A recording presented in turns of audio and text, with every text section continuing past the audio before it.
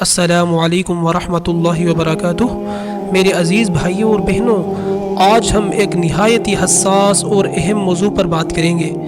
ایک ایسا گناہ جو بظاہر لمحاتی لذت دیتا ہے لیکن اندر سے انسان کو کھوکھلا کر دیتا ہے۔ جی ہاں، میں بات کر رہا ہوں زنا کی۔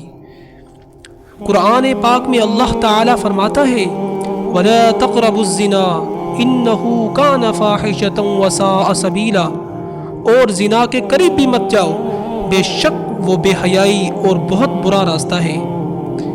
میرے بھائیوں، زنا صرف جسمانی گناہ نہیں، یہ دل کا زہر ہے، روح کی موت ہے، ایمان کی روشنی کو بجھا دیتا ہے۔ جب ایک شخص زنا کرتا ہے تو اس کی نگاہ میں حیا مر جاتی ہے، ضمیر بے چین ہو جاتا ہے اور برکت، سکون اور عزت سب ختم ہو جاتی ہے۔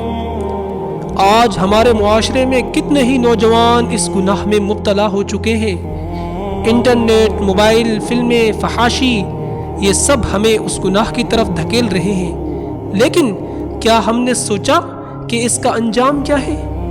زنا سے بے برکتی آتی ہے، نفسیاتی بیماریاں پیدا ہوتی ہیں، معاشرہ تباہ ہو جاتا ہے، شادیوں کا نظام برباد ہو جاتا ہے، لا علاج بیماریاں پھیلتی ہیں اور آخرت رسوائی، حساب، عذاب، جہنم۔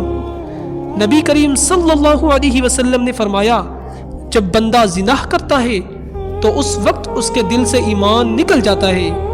میرے بھائیوں، یہ لمحاتی لذت دائمی لعنت میں بدل جاتی ہے۔ کیا چند لمحوں کی خواہش کے بدلے ہم اپنا ایمان، اپنی عزت، اپنی آخرت بیچ دیں گے؟